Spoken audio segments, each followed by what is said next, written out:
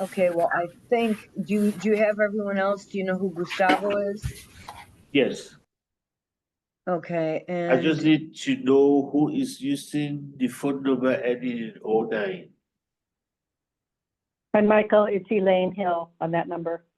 Oh, hi, okay. Elaine. Thank you. Okay, well, I think we're already recording. If you want to go ahead, shall we go ahead and get started? Madam Chair, you may. Great. Hello, everyone. This is the Tucson Pima County Historical Commission Plans Review Subcommittee meeting of Thursday, October 24th, 2024, called to order at 1:03 p.m. And I will go ahead and call roll. Terry Majewski is here. Jan Mulder, Here. Joel Ireland, Here. Ricky Riojas, not here, and Andrew Christopher. Here. Thank you, and we have a quorum. Item 2 is review and approval of the October 10th, 2024 legal action report and meeting minutes. Could I have a motion to approve as submitted, please? So moved. Thank you. So Andrew moves, and who will second? I'll second this, Jan. Thank you. Is there any discussion? Okay, I'll go ahead and call roll. Terry votes aye. Jan? Aye. Joel? Aye. Andrew? Aye. Thank you. Those minutes, LAR/minutes are approved. All right. Item 3 is historic preservation review cases. We review these under UDC section 5.8/TSM 9-02.0.0 and historic district design guidelines and the revised Secretary of the Interior Standards and Guidelines. Case 3A is SD 0924-00084 538 West 17th Street, Unit Number 2. It's for construction of an ADU in the rear yard. It's a full review in the Barrio Historic Preservation Zone, and the agenda lists this as a contributing resource, and we use the rehabilitation standards. Michael, will you provide some background, please? Yes, Madam Chair. Madam Chair, this is an accessory dwelling unit. This design in front of you actually won the contest for the ADU that Planning Development Services was undertaking. The applicant had gone before the Barrio Board initially for a courtesy review to get feedback from them, and then subsequently came back to the Barrio on September 9th for a full review. At that meeting, the Barrio Board reviewed the concept, and the plans you have today are the same plans that the applicant provided that day. The Barrio reviewed and voted to approve as submitted with just one condition, that the 2-foot setback to the east lot line and the 0-foot setback to the north lot line should actually be waived as being consistent with other property accessory properties within the development zone. And they voted 6-0 to recommend approval of the project. So the applicant is before you today. I believe it is Logan and Gustavo who are here to present that project to you. If there's any question from the subcommittee, I can answer. If not, I am going to make Logan or Gustavo the co-host so they can present. Okay, I see. Okay, and so Logan, your last name is Havens? Yes, that is correct. And Gustavo's last name? Silva. I'm sorry? Gustavo Silva. Silva, Silva. Very good. Thank you. And are you, what are you, who are you associated with? So we are representing Brenna, who is the homeowner of the property. And our design is one of the ADU design competition winners, which was chosen by her because of its appropriateness for her neighborhood. Oh, okay. And is she on today or no? She is not. She is working right now. Oh, okay. I just wanted to know because then I can be sure all the names are spelled correctly in the legal action report. Yeah, So, absolutely. go ahead, and I think Michael made you a co-host so you can share your presentation. Great. Yes. All right. So I'm sharing, this is the document that was included in the minute in the agenda today. This property is 17th Street and the El Paso Greenway are the two boundaries. So this is a longtime resident of the neighborhood who is looking for an accessory dwelling unit that will open to the alley side for friends and family who are between housing. This is the front of the property in this image. And what I'll do is I'll probably scroll through the document relatively quickly, explaining what we did, and then we can go back through and answer any questions that any of you might have. Does that sound okay? That's perfect because we have a very full agenda today. I'll be very quick. Essentially, Thank she you. has an existing adobe home with a stucco side material over a adobe and then a metal roof with double hung windows. And our development zone is, and essentially the project will open onto this alley, which is mostly non-contributing accessory structures, a couple of contributing properties.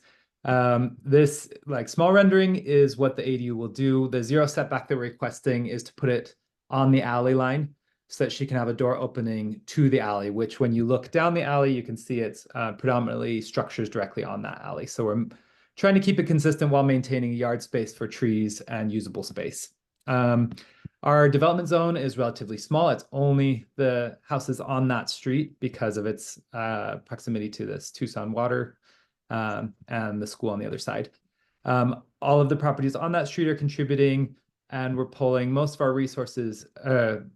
All of the influences of the ADU are based on several of the contributing properties and the alignment along with the contributing accessory structures. So mostly accessory structures are things like prefabricated sheds, like a tough shed or a small structure. There are a couple of residences that do back up directly to the alleyway. So this is our alignment. We're fitting it into the corner alongside this under 200 square foot shed. And then the plan here is for a solid wood door opening to the alley, which would essentially be the one facade that would be seen from the street. The rest of it opens to the yard and is covered by a 6-foot fence, including most utilities or most windows. There are, this is the existing facade of the house, the existing yard space. With the addition of this step-down parapet ADU, it would have essentially a nominal view from the street, but it would be visible. Unfortunately, the facade and the side match the neighboring home. Here's a view of the back. This is the part that is most of the utility and the bathroom window and windows that look into the yard. So these have a 6-foot fence that's going to cover essentially everything from those wood French doors. Everything below that will be behind the fence line. However, and there are, we'll get a little further where we can see references for window shape, but from the main facade, and then this is facing the main house. So this will not be visible from the sidewalk or the street, this window, which is elevated to maintain privacy between the two residences while still allowing light. So this is the building from every side, which is going to be a essentially masonry. It's an insulated concrete foam form building, which there are other properties in that specific El Hoyo area that are built the same. Here are some of the existing properties. 435 West Carrillo Street. This one we are only using as a reference. It is the house directly behind it, but it doesn't count as our contributing zone. However, this number 7, 516 West 17th Street, this has both the step-down parapet. It has square windows both on the side and on the front. And even though you can't see our square windows because they're below that 6-foot mark or between the house and ADU, that typology of square windows is existing in the neighborhood. The house itself has the corrugated metal roof, which we're planning on this house, wood windows, which we're planning on, wood doors, which we're planning on, solid wood, fir windows and doors. Other developing neighboring properties have the 10 light windows, which is what we're matching with the French doors, which will be visible. This 516 West 17th Street, that's the front with a square window that has been replaced with a aluminum slider, but we're sticking with the wood to be aligned with the neighborhood design guidelines. Walls and plaster, the original house has a somewhat knocked down stucco. We're going to keep it as a sanded stucco on the building using white Portland cement with natural sand. And we're just doing a slightly matching, but slightly smoother, but still sanded surface, which is consistent with majority of the neighboring properties. And then this is the historic property inventory form. And there's a photo of the alleyway. So the neighboring property is comfortable. She is friends with the neighbor to the number 2 property, and that is the 2-foot setback, which we maintain just to have ease of access to all sides of the building without having to enter the neighbor's property. And then that alleyway is the 0 setback. That is approximately truncated version of this. Are there any questions? Okay, before I entertain questions, I just want to ask, so the motion from the Barrio Historico had to waive the setback, right? The Yes, setback on yes. the east lot line and on the north lot line. And Yes. so that is something, Michael, we would need to consider adding to our motion as well, correct? That's correct, Madam Chair. Okay, Yeah. thank you. Okay, I will entertain questions then. Who would like to start? Jan? Yeah, the only question I had was about the step down parapet, and actually you answered that, because just my cursory review, I didn't see examples of that, so I appreciate it. That was Yeah. my only question. Thank you. Absolutely. Right. The step-down parapet is generally not seen from a front facade. Yeah. And with the alley placement, usually we intended for it to be front-facing like the rest of Right. us, but in an alleyway, we figured it more aligns with the typology of the neighborhood. But yes, absolutely agree with you on that. Yeah, Mhm. thank you. Thanks. And because now it's my understanding that the main residence is contributing, but the ADU is not. I mean, it's basically, it needs to be compatible, correct, Michael, with the main residence? The main residence, yes. Okay, thank you. All right, Joel or Andrew? Yeah, I just had, this is Joel. I just have sort of 2 questions, but it's really one question. The accessory building that's already there, I thought I heard you say that it's 20 square feet. No. Was that a misspeak, or? If I said that, it was a misspeak. My apologies. It's just a shed under 200 square feet. Under 200? Well, I figured that. I just wanted to make sure. Yeah, 20 would be entirely useless. Thank you for correcting me on that. No, I'm not correcting. I just was curious. As it relates to the auxiliary structure, because what is the square footage of the auxiliary structure? 459 square feet. 459. And is the building that's already there going to stay there? It is. It's currently just a storage shed that she just access to storage, so it won't affect the way they interact. There is still like a good enough. Rowan, can you go to the site plan, please? Oh, yeah, There- I see. There's a photograph there of the existing Yeah. structure, and then there's the ADU. And then I'll go back to the site plan, which I did not spend a lot of time on here, but there is the separations between the 2 structures. Oh, good. Okay, that good. Thank you very much. Good presentation. Thank you. You're welcome. Thanks. And thank you for the Thanks, question. Joel. Okay, Andrew?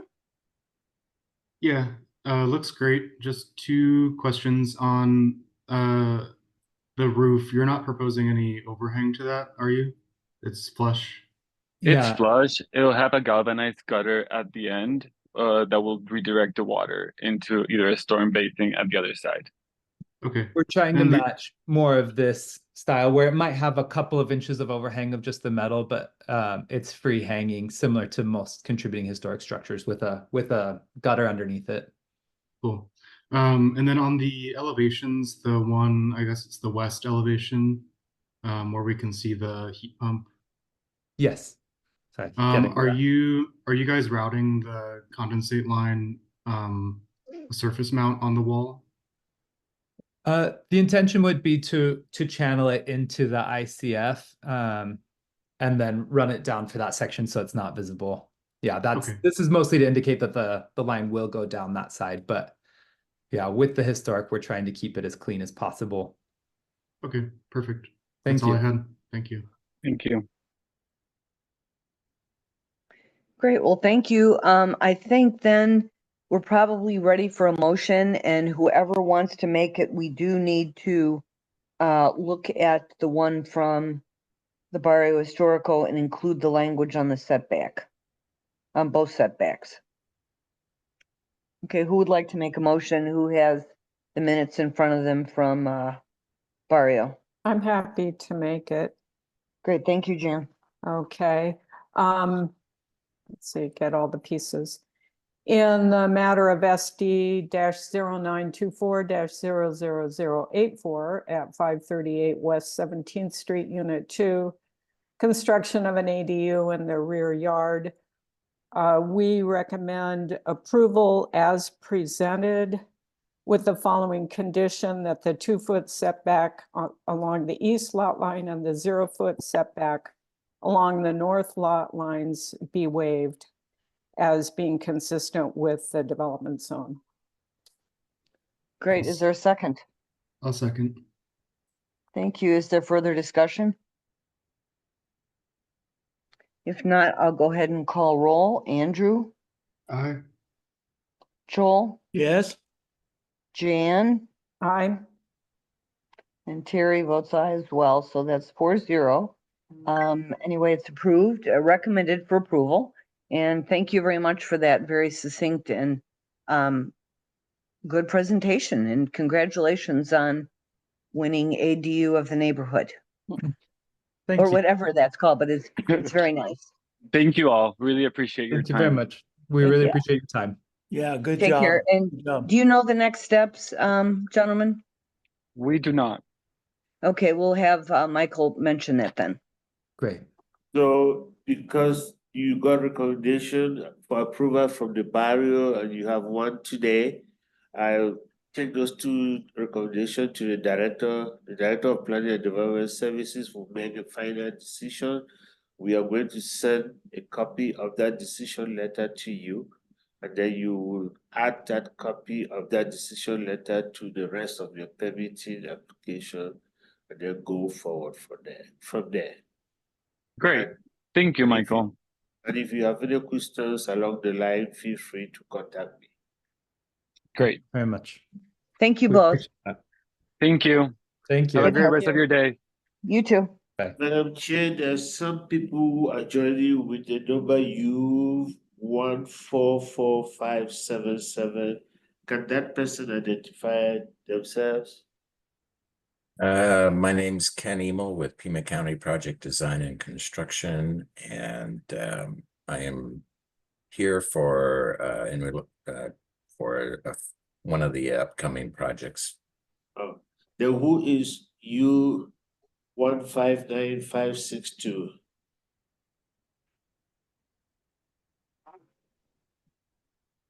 That's Manny. Manuel Rojo with Pima County. Yeah, sorry, I was muted. I'm an architect with design and construction of Pima County. Okay, thank you, sir. Yes, thanks, everyone. We just need to be accurate for the record. Okay, let's move on to case 3B, and that is 819 North Euclid Avenue, SD 0824-00073/CE-VI 00223-01669. This is a code violation. It's for repair and replacement of an existing roof system, replacing existing eaves and fascia, repair and replace windows and door casements and T111 siding. This is a full review in the West University Historic Preservation Zone. It's a contributing resource, and we'll start out with background from staff, please. Yeah, Madam Chair, I do not see the applicant here. So it looks like this case is going to be carried forward to a future date. Unless there's somebody here who is representing that case that I do not know. Is anyone representing for this case? Okay, if they show up and it's not too late, we can hear them. We can hear the case, but if not, you will move it forward. Okay. Yes, Madam Chair. All right, thank you. Okay, item 3C then is SD-00824-00072/CIP 0324-00003 at 5531 East Fort Lowell Road. This is rehabilitation of the Donaldson House. It's a full review in the Fort Lowell Historic Preservation Zone. And I spoke with Michael this morning. It is not a contributing resource as listed in the agenda, but it's non-contributing. And so Michael will give us some background and let us know a little bit about that. Yes, Madam Chair, as you will recall, this case was scheduled for September the 24th review. Unfortunately, it did not, we didn't get to them, and we are reviewing it today. There was also the case for the commissary, and that one was held that day. And today we are reviewing this one. This case was reviewed by Fort Lowell Historic Zone Advisory Board on August the 26th. The recommendation from Fort Lowell on this particular case was they recommended approval of the case, and the motion was amended by TPCHC to approve the project as presented with the following conditions: that the terracotta roof tiles be removed in favor of a more historically appropriate material seen within the Fort Lowell Historic Preservation Zone, and that any changes to the front arch entryway doors be brought back to the Fort Lowell Historic Zone Advisory Board for another review, and that any design changes to the existing flooring be brought back to the Fort Lowell Historic Zone Advisory Board for another review. And that passed by a vote of 4-0. That is my presentation today. And as I discussed with you, Madam Chair, unfortunately, we started this as a contributing property, but based on our discussion with people from Parks and Rec, who they are going to give you more insight into that.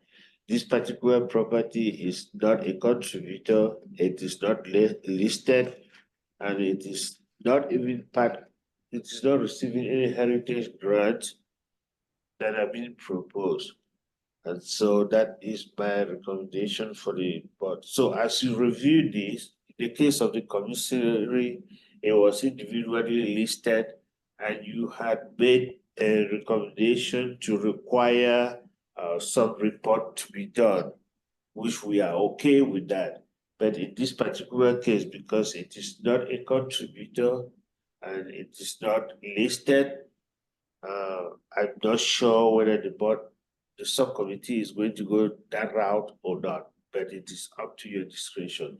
I just thought I'd put the information out there for you, but there will be people here, Cocky, whose firm is working on this, is here. Jasmine Chance from Park and Rec is also here, as well as the director for the Pima County. And so you will get more information and more updates on this. With that, I will conclude my staff presentation to the subcommittee, and I will answer any process question that may come your way. Okay, thank you. Michael, before subcommittee members, we know that when we discussed the commissary, we had a public comment from the Tucson Historic Preservation Foundation. It is also applicable to this case. Well, it listed this case, so I will read it into the record and then we need to discuss because it is not the same circumstance as it was with the commissary. I'm not saying that we have to listen to what the public comment says and we act on it however we see fit, given Michael's contextual explanation. Does that make sense? Okay, Excuse so me, I'll read Terry. this. Yes, Tara, excuse, can I interrupt for a minute? This is Elaine Hill. yes. Before we continue that part of that discussion, it is considered a contributing historic property of the HPZ. I'm not sure where that determination was made by the city of Tucson. It's the first time I've heard it. So I have the inventory forms in front of me. So Michael, how do we want to proceed then? We're looking at the property research online from the city of Tucson. It doesn't show it as a contributing property, Madam Chair. Then what's the discrepancy then if Elaine has the form? I will have to check with my supervisors on that. I can comment on that actually I think that the city considers the corrals as the contributing property, but not the house. And that's how it That's shows not- on the Tucson Pro. No, well, that may be true, but I have inventory forms for both. This is Corky. With all due respect, I would question the ability to rely on the online labeling of contributing or not contributing. I just recently looked at the block in Barrio Viejo between Convent and Meyer and Cushing and Simpson, and there are 5 errors on the online notation about what's contributing and not contributing. So we have always considered it and treated it as if it were contributing. And we have seen the inventory form that she's talking about. I'm not sure, based on the review, how pertinent it is. We value the input from PRS, and our opinion is really to proceed and get the feedback. Right, well, thank you, Corky, but when I spoke with Michael this morning, apparently the county, I believe, or the city is not willing to do a comprehensive historic architecture report for this property. That's a different question. I was just talking about, we've not had the review of our proposed changes to the Donaldson House. I was not referring to the report, and I agree with Jasmine that all of the SHPO money is going into the commissary, and this is all bond money aside from that.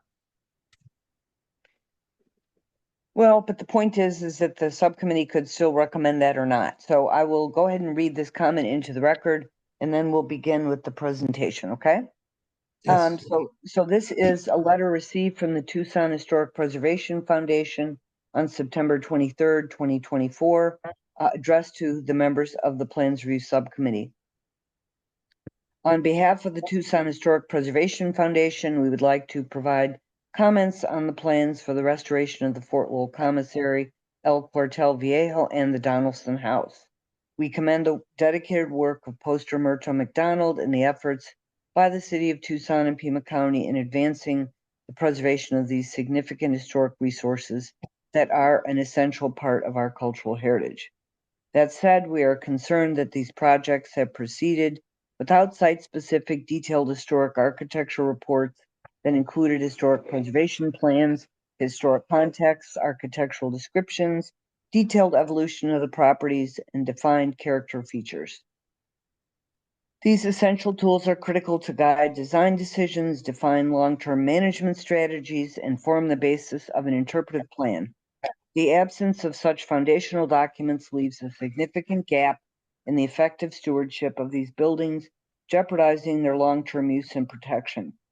At this pivotal juncture in the restoration and preservation of the Fort Lowell Commissary, El Cuartel Viejo, and the Donaldson House, we respectfully request the Plans Review Subcommittee to condition approval of the current plans on the development of a comprehensive historic architectural report for each site. These reports should be developed by qualified historic preservation professionals, include the key elements outlined above, and be formally reviewed by the subcommittee. These reports are essential for guiding future management, development, and preservation efforts, ensuring the long-term protection and sustainability of these historically significant properties. These steps are crucial to ensuring responsible stewardship and safeguarding our tax dollar investment for the benefit of future generations. We appreciate your consideration of this request and your ongoing commitment to preserving Tucson's rich cultural heritage. Signed, Demian Klinko, CEO of the Tucson Historic Preservation Foundation. And Plans Review Subcommittee members, I had originally asked Michael to send you the LAR from the meeting where we discussed the commissary and made a motion. And I don't know if you have that, in front of you, but when we get to that point, I can let you know what that motion is if it is of interest to you. So, I did. okay. I did send it. Sure. I did send it, Madam Chair. Okay, great. Thank you. So just in case, Terry, yes. Terry, I just have one more comment. I'm not arguing with the letter nor the, the ability of PRS to make whatever judgment they want. My only point was that the recommendation of a report and a maintenance report, et cetera, could only have applied to the commissary because that's the only project you reviewed. So it would have been odd to have made a recommendation about the Donaldson House before the Donaldson House had been reviewed. So No, what I'm saying is I had to reread the comment into the record because it also pertained to the Donaldson House, which wasn't heard that day. Remember, we only heard we are in agreement. Yeah, so that was just to remind everyone of what was said because it was some time ago now that we heard that. So, okay, so let's go ahead with the presentation, and then we will ask questions. I'm just going to briefly start. And first of all, apologize for us not being at the last review of the Donaldson House that was scheduled with PRS. It was a cross signals, and it's our fault. We apologize for that. This is then the second part of the presentation we intended to give at that meeting, and then the subsequent meeting that we missed. And so I'm going to turn it over to Drew.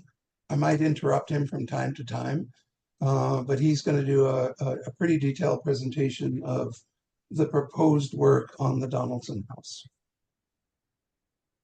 Let me make Drew the co-host here.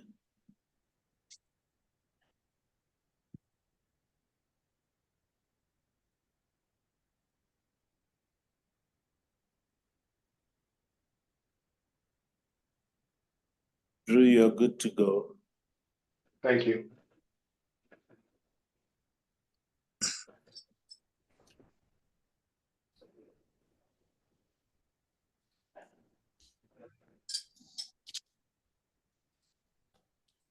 Can everyone see this and hear me? Yep. Yes, I can. Yes. Thank you for taking the time to listen to us today. As you have already, most of you have already heard the presentation, but I'll just kind of reiterate at the beginning here. So the Donaldson House and the commissary are part of a larger project through an IGA with the city and Pima County. The money is coming from the bond 407, and it's a parks bond, and this money is directly meant to be spent on both the commissary and the Donaldson House. I will just start off right here. So defining the scopes of the project for you. So this is Fort Lowell Park. It includes the Atkin parcel over here on the west side, as well as the commissary, the Donaldson House property, and a small piece of property next to it. And in the park, there is the pecan orchard that's missing in this photo. The first, number one here is the commissary, which you guys have heard. Number two is the Donaldson, so you have an idea of its location right here at Old Fort Lowell, and Craycroft. And this is actually Fort Lowell Road that continues on into some private residences. I'll run you through the overview of what our ultimate goal is for the rehabilitation of this building, as well as the basis of our design. Here you can see the property line defined of the Donaldson House. The Donaldson House, we are guessing, is constructed with pieces of the original fort in it. And as you can see in this drawing, there is an L-shaped ramada, which is covering the remains of the corral that still exists, which is very little. I think the highest point on that wall is maybe 5 feet, and it's slowly dissolving. Here's a site plan of the Donaldson House, and this is our finished plan that we're going for. We have an existing parking lot that holds, I think, 9 parking spaces in the front, including an ADA spot, as well as a walking path that connects you back to Fort Lowell Park, the Donaldson House. There's a small, what has been listed as maybe a casita or a guest house, but it is comprised of the existing corral walls, and it still stands. A part of this project was just to kind of reactivate the space. There's a lot of overgrowth in the area, as well as water damage from the rains. There's sheet flooding that happens over the site. The goals of this was just to create a comfortable outdoor space for our office workers, and address the drainage in the space. We looked at it in terms of the least amount of impact that we could provide or do to the site. And so we've decided that we bring in a few trees, and you can see what's in orange, green, and purple are the trees that we're bringing in. We have these small berms that we're going to add in. The berms are to help with the sheet flow. This is sort of some of the sheet flow that's happening. Currently, the flow comes across the property through the backyard, which is badly damaged. A lot of the brick paving, as well as some of the concrete that's along the area. The water tends to settle here in the back. And then on the front side, we're getting water that's crossing from the park across Fort Lowell through kind of the parking lot, and then along the side of the building, and then onto Craycroft. So the intent here is just to build up berms. So we're going to bring dirt in instead of digging down, because this is part of the hardy site, and we want to do as little damage to the soil as possible. And then to bring in trees to help absorb that water. But So Drew, here's can you go back one slide, please? Yeah. I just wanted to be clear about a companion project. The problem here is not water that falls on this site. The problem is water that falls on Fort Lowell Park and is sheet flowing across all of Fort Lowell Park and then entering this site. This project and this budget does not have the ability to, regrade and change all of the drainage of Fort Lowell Park. But we've recently had a drainage study done on the park and information about how that might be remedied. That won't be part of this project. The solution is really to get that water to stop at the extension of Fort Lowell Road and then get out to Craycroft. That will be a separate project, but it's something that's been kind of nagging at us as we move forward. Thank you. So we have the 1977 Donaldson photos of the house, and it's what we're using as our basis of design to sort of return the building back to what it was. You can see that we're using these photos to identify the plants and where they're located in terms of building the landscape back. Our plans are not to bring plants up against the building because the majority of this is adobe, and it's badly damaged by water, and the water is pooling here in these courtyards. So part of what we're doing is we're going to regrade this small courtyard in the front, activate it with a new tree. We went through a review with the Historic Landscape Committee and presented our project, and they had given us a few comments towards what type of tree they would like to see in the center here. But for the most part, they supported our design. part of the issue on this project is we have a lot of drainage runoff happening inside this courtyard. And you'll see we're going to try to divert the drainage by changing where the wall scupper or the roof scuppers are. And you can see in this photo, here's a roof scupper here, and there's actually two on both sides. Yeah, here in this photo, you can see one here. So this courtyard was getting badly damaged by water, and this is a part of what we're doing. In the front, there'll be some small retention basins to pull the water away from the front and just collect it away from the house.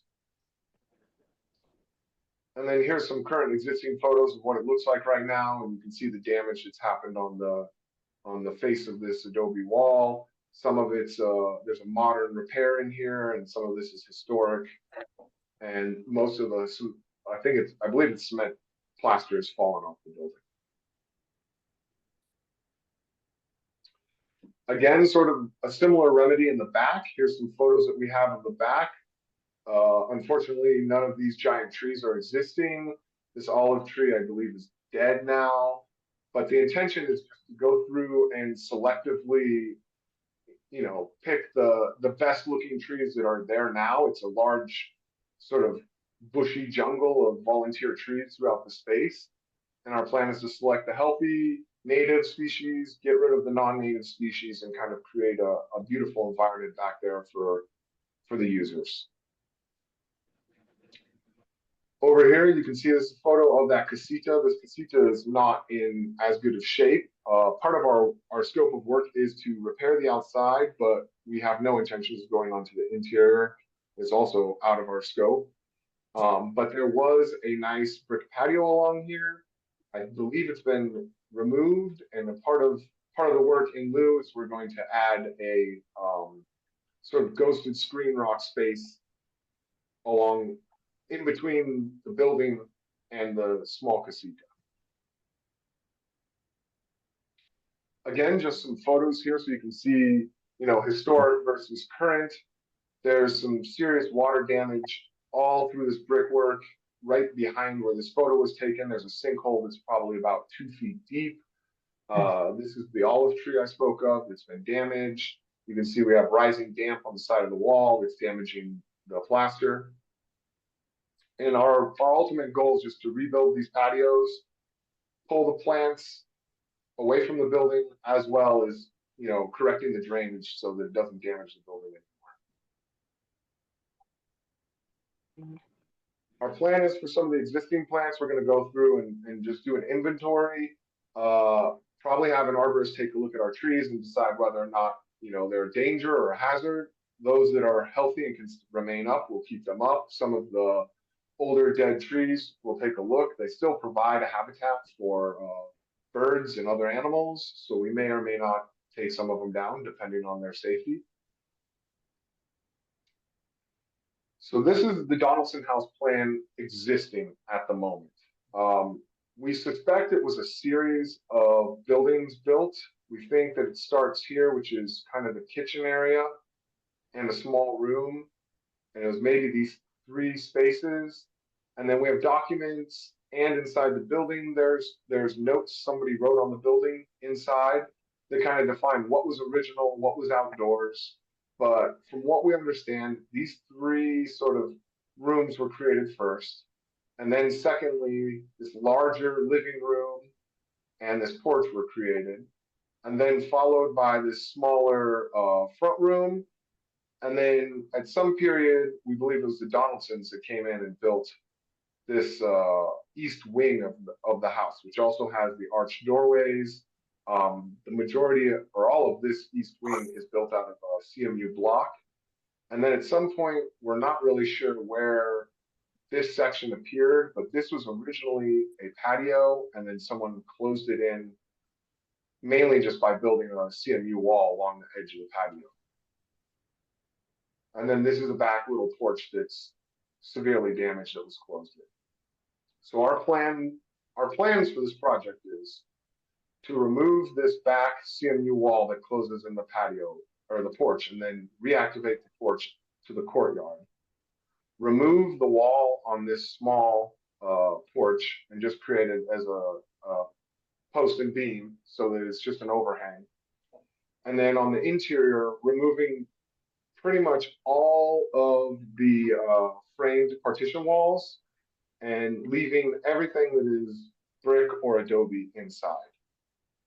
As for this front porch, it had been closed in. Our plans are to remove the enclosure infill pieces of the wood wall. We're not sure if it's wood or if it's adobe, and return it back to the original photos that we have. Here is our finished plan of what we would like to accomplish with this project. And we've been asked to convert it into sort of a community / office space. So the design intends just to have large open offices through the whole space. We would convert one of the bedrooms into a full ADA restroom. Inside there, we would have the hot water heater and HVAC system for the eastern side. The main bedroom would then become a large office space. This is what we're calling kind of the entryway, or the foyer, but this is was possibly a porch that got enclosed. It has a very low ceiling on the north side, but we'll be able to make it work. And then we would turn the other bedroom into an office space. The kitchen would open up and create a larger break room. And then what we suspect was probably the dining room will be kind of a breakout work room. And then leading us into the living room, which will be again another office. The living room is 6 inches lower than the rest of the finished floor in the building. So we're going to provide a small ramp that takes you into the space. And then again, for this porch on the back or the front, we would open it up just like it was in the original, and then recreate our porch, our 2 porches on the back. Here's a roof plan, just so you guys have a little bit of better idea of the extent of the work that we'll be doing. Currently, these 2 rooms in the front drain into this small courtyard. So we intend to move the scuppers outwards to get them away from this courtyard. Same with the larger section of the house. It was draining out to the back where the water was collecting. We're going to send it westward so we can get it away from the building. This is the section that was the porch. The porch will get reconstructed totally, and this section of the roof will remain.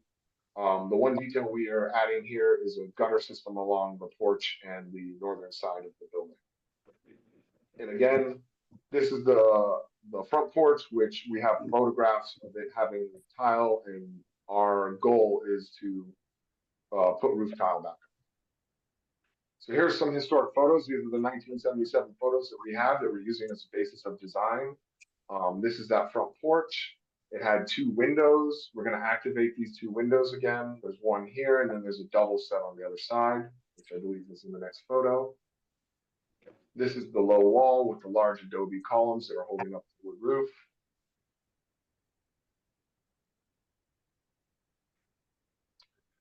So this is a photo of Fort Lowell on the right. This was before Fort Lowell Park was created. You can see here's the Atkins house. This is the commissary across the street. This photo was taken of the commissary before it was redeveloped. Right there is a small bump out part of the building, which was taken away during the Balsius area. And then if you look on the zoomed in photo here, you can see that he hadn't even restored the roof on this section. But what this photo is showing us is the Donaldson house, where it has the back living room, the core section of the building, but it doesn't have this front bedroom, nor does it have the eastern wing, but clearly has our clay tile with our patio in the front. We used a series of documents that we kind of received from the neighborhood, as well from the residents that live there, kind of telling the history of the building and when the particular parts were constructed.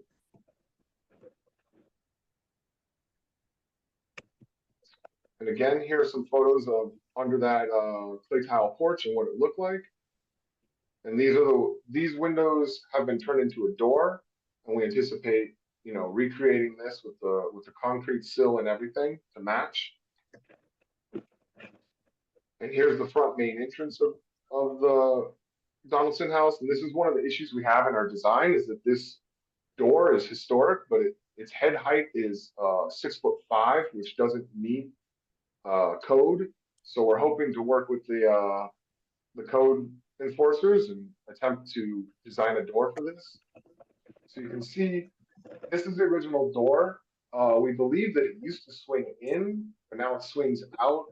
These doors are not insulated. They're just wood panels, but this is the same original door that was in those photos.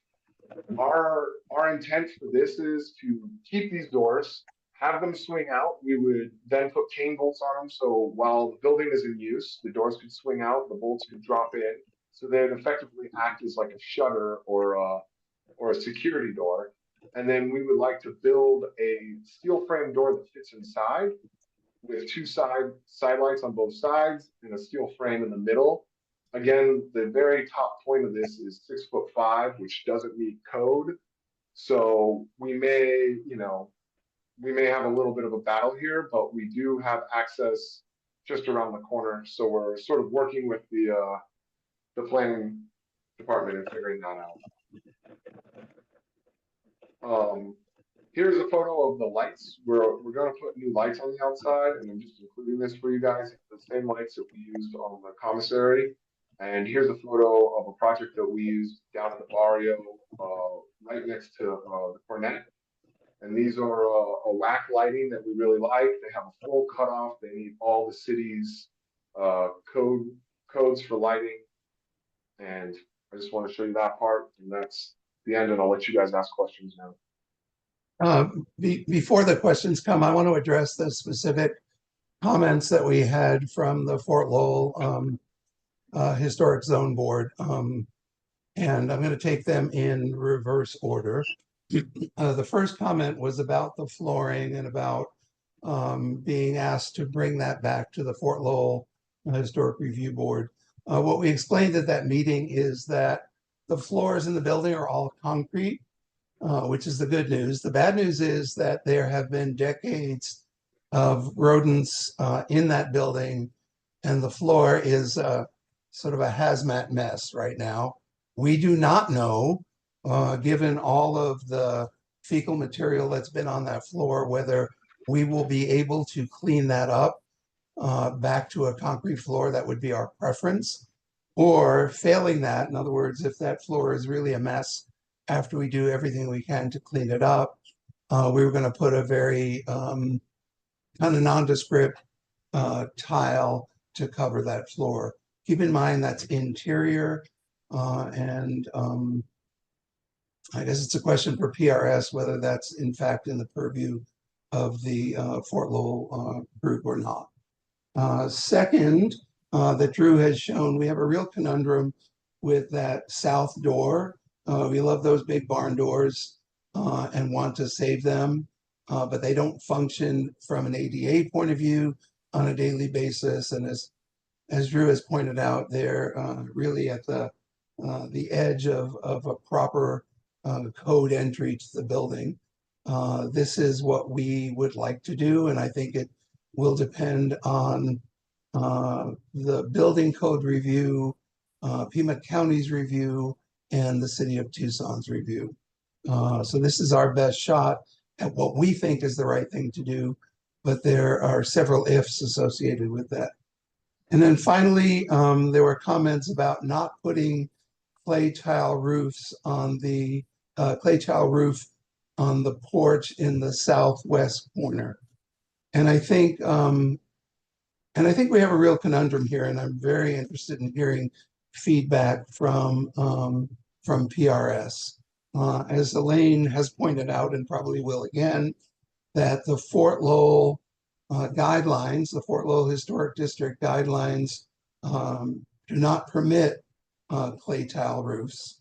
And I understand very clearly why there's resistance to this, particularly as a precedent for other historic structures that historic projects that may come in and say, we want to use a clay tile roof because they did it at the Donaldson House. So that's one fair and legitimate side of the argument. The other side of the argument is this has been a clay tile roof since it was built, and we still have the clay tile on the ground, and we're intending to effectively do a restoration of that porch by rebuilding it to the way it was when it was constructed. I think good people and good preservationists may disagree on this issue. So feedback from PRS would be very, very helpful to that. So we have 3 different comments from the historic, Fort Lowell Historic Design Review Committee, and I guess each of them really requires some additional input from PRS. Okay, thank you, Corky. Who would like to begin with questions and comments?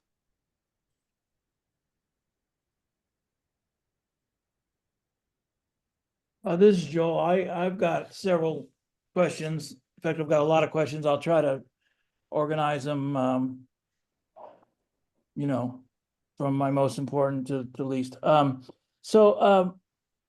This debate about whether this is a contributing property or non-contributing, can you, Corky, can you tell me what's at stake there? What's, you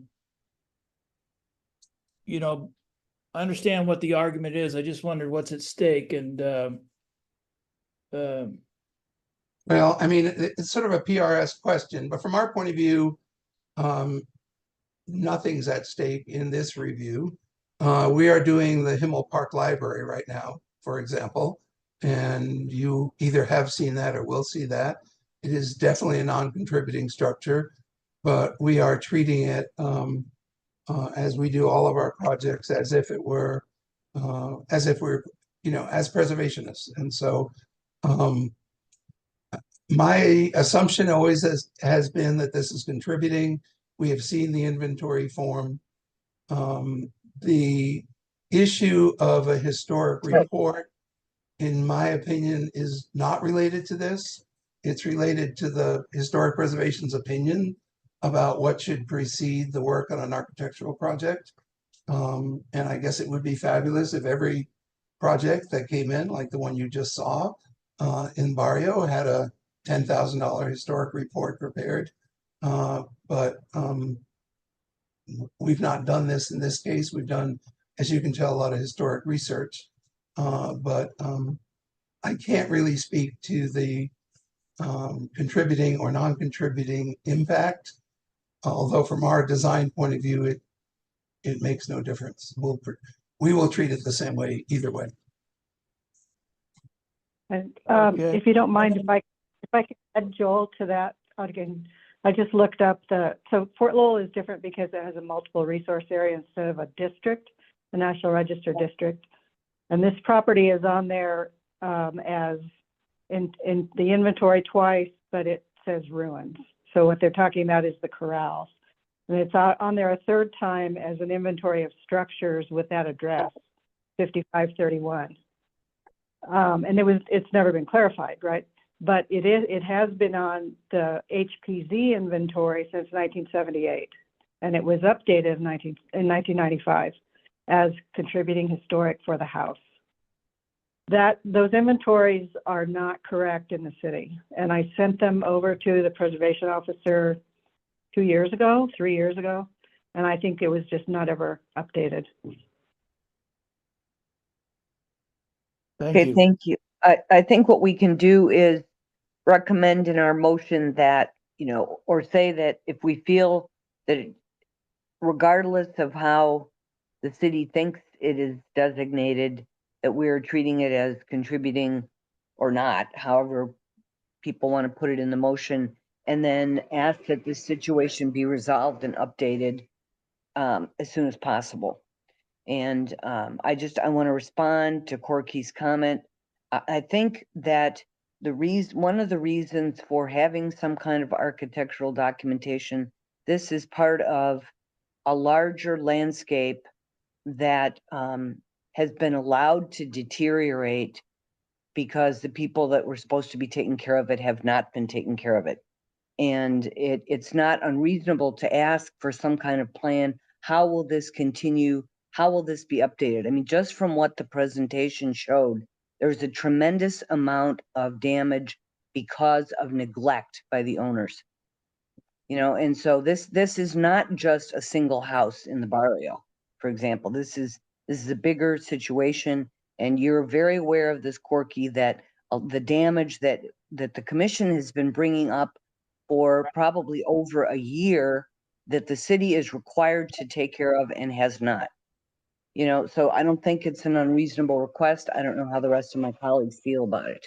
So let's go on to the next set of questions. Terry, can I just very, very briefly respond? In my mind, those are two separate issues. The issues of a historic report that documents the long history of this building versus a maintenance guide. I think those are separate Well, I mean, issues. And I even think if it were just a maintenance guide, even if it were a maintenance guide and, you know, your plans and so forth were annotated to show what was going to be changed. I mean, there are going to be demolitions here. There's going to be changes to the landscape that the only way someone will know about them is if they listen or watch this recording in the future. Right? correct. I just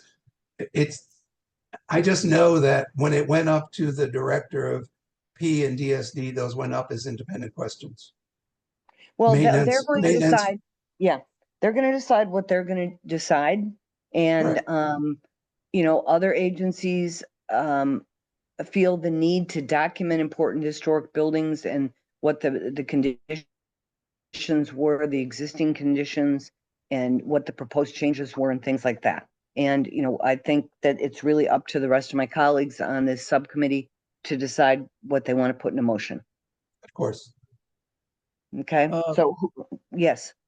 My next comment is I don't know what the architectural people think about this, but the last issue that was brought up by the Fort Lowell zoning board, it was about the clay roof in the southwest corner.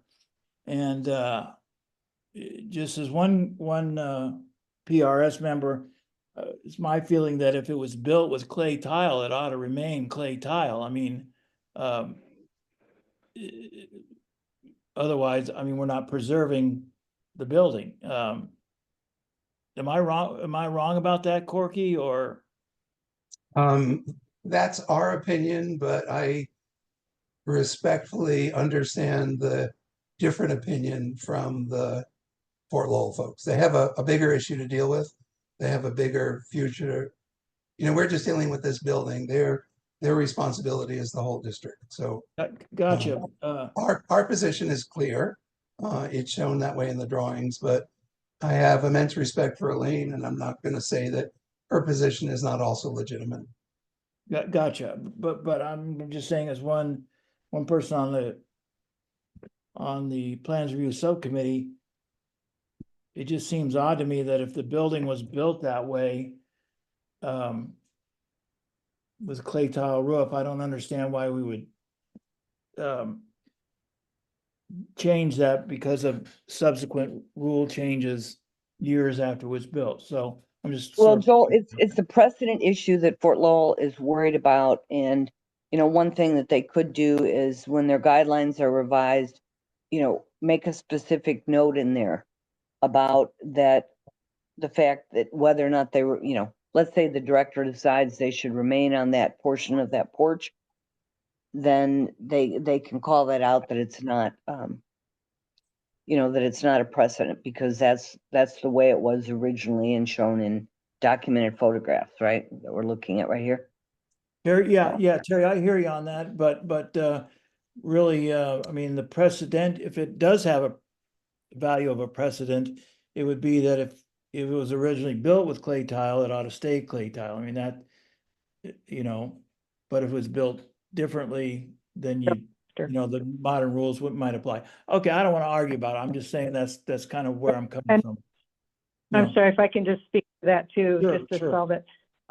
The house was built and then the porch was built after the house by another owner who added the porch and the clay tile, and that's all well documented. And that's fine. And then it was removed. The clay tile roof was removed. So if I heard Corky correctly, you said you have the tile? Drew, You said you have the tile? I'm not sure we have all of it, but there's certainly clay tile on the site. Yeah. Okay, I didn't know. Yeah, and you know, I like the way that clay tile looks. I'm just concerned about two things. One is the future for the rest of the district. There's no other clay tile except on small porches. And then the other is that when, normally in Fort Lowell, we have to interpret this. And now that it's part of a park, we have to put it in the context of the park and the fort.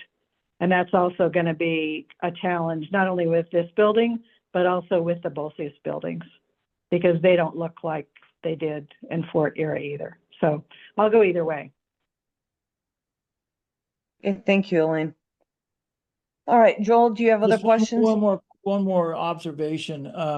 There was a picture in there. It was 2 pages. I couldn't see page numbers on my computer, but it was 2 pages before the existing floor plan footprint, and it was of a maybe one, just a couple more, 2 before that, one more. That's it. Oh, we passed it, I think. Anyway, it was a flower bed built up against the building. And Oh, yeah, yes. see it there on Here. the bottom left-hand corner. And my experience with flower beds up against the building, especially adobe, is that those tend to destroy the foundation of the building. So I'm wondering if we took Joel, that I into can account. answer this. Our intention here is this wall is a part of that enclosed porch that we intend to take down. And okay. this brick patio will just come right into the building, or right into underneath the porch. That's So not a problem. this edging will go away, and we'll have pavers coming away from the building. All right, that solves the problem. Good. I'll turn it over to the others. Thanks. Okay, thank you, Joel. Who's next? Jan or Andrew? Yeah, I'll go next. This is Jan.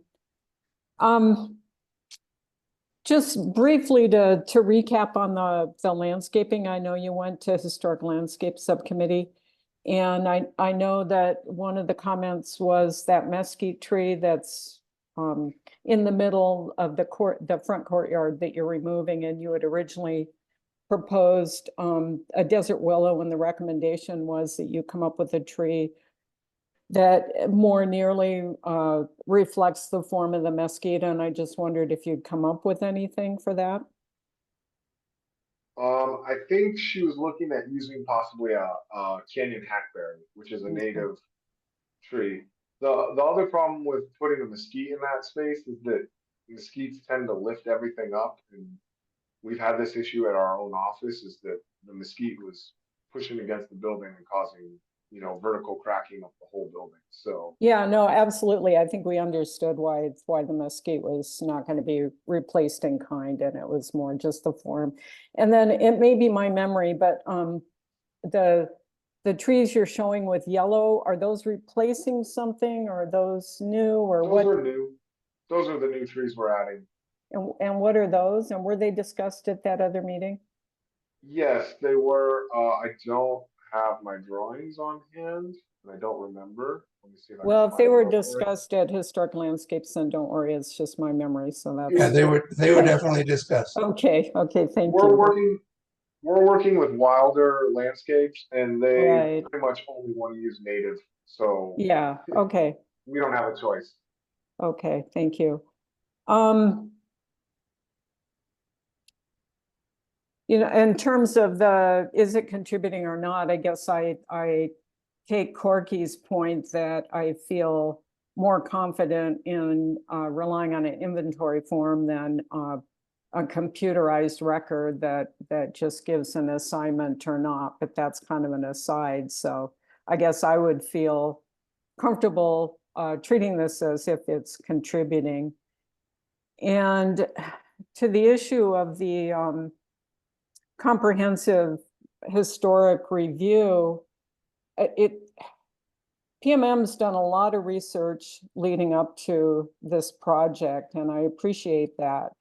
But as Terry kind of indicates, for future work, and even as a foundation for all the many changes you're proposing, it would be, in my mind, preferable to have a record of kind of the history and the timing of how this building was constructed and evolved over time, because it would inform not only this project, but future projects or changes to the structure. So to me, that still seems relevant. And then I guess just the last question was that porch that we're talking about with the tile roof. That I think you showed a photo or a drawing, you said 1930, so it predated 1930, is that right? We believe so. Okay. It predates 1940s because the commissary wasn't started until 41, and in this photo you can see that this doesn't have a roof in here. There's a little courtyard right here, but this whole roof is damaged. And this building, this outbuilding on the commissary, I've never seen it there. So this was constructed before the commissary had been renovated. Got it. But sometime around the same time with the Atkins house, because here's the Atkins house and his various items on his property. Okay, thank you. I think that's it. Something else may filter up as Andrew or Terry are talking, but that's all I have. Thank you. Thank you, Jen. Andrew? Sure. Yeah, I'm supportive of the clay tile. I mean, if something emerges where we find a picture of it with some sort of different roofing prior to that, great. But I think, prescribing a material that we don't know is just kind of conjectural, and I think preservation standards, encourage us not to do that. So I'm supportive of the clay tile. And I think with regards to the concern for setting a precedent, this question comes up a lot on, all sorts of different things, whether it be an exception to height or, a specific door. And I think, we treat every project, and we're supposed to treat every project on a case-by-case basis. And, I don't necessarily think that sets a precedent for clay tile to be used all over Fort Lowell. It's a unique circumstance. So the other question, the only question I really had was on the berms that you're proposing for the water, for the sheet flow mitigation. Are those additive, or are you proposing any sort of excavation? No, those are additive. Okay, great. Yeah, we are very familiar with what happens when you scrape 2 inches up in Fort Lowell. Yes. All right. We are adding on top. Great. Okay, that's all I had. Just so you know, the research that we've done, we think that this was some sort of horse paddock, but we have photos from, I think, like 85 of this being a tennis court right here. So it's this very flat, hard area with few plants growing in it, and the water just flows right across it. Cool. All right. Thanks. That's it for me. Okay, thank you. So let's discuss then what we'd like to see in a motion and have someone make that motion.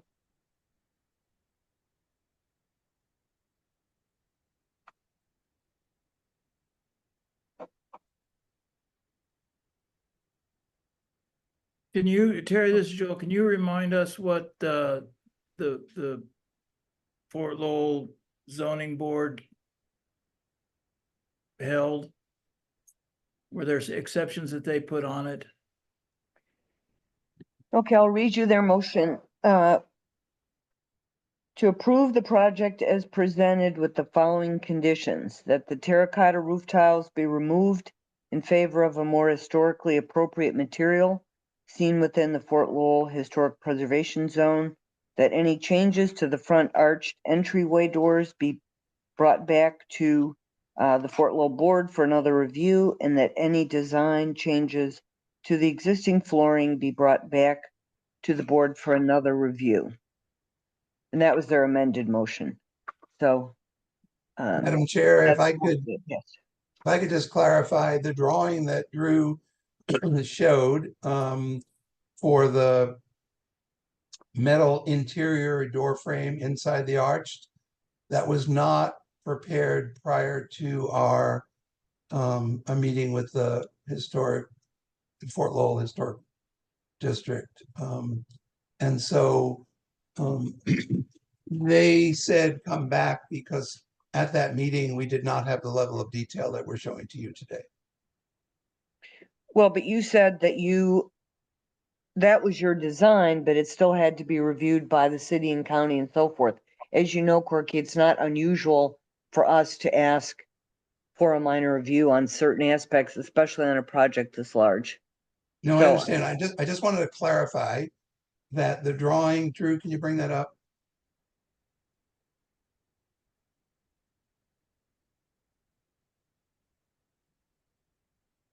Go back. Yeah, this drawing on the right was not presented to Fort Lowell. That's all I was trying to say. Right, and I mean, is there any way, is there another ADA entrance that could be utilized that wouldn't compromise the main entrance? Absolutely, we have that, but we still, this main entrance is not, I mean, these doors are essentially like a wood gate on your shed. They're not, they have no thermal properties. They're not airtight or watertight. So there needs to be a secondary door on that. You're talking the about those first- being interior, right? Interior to the wood door, right? Correct. Yes, Yeah. correct. So these wood doors would open and they would act as almost a shutter.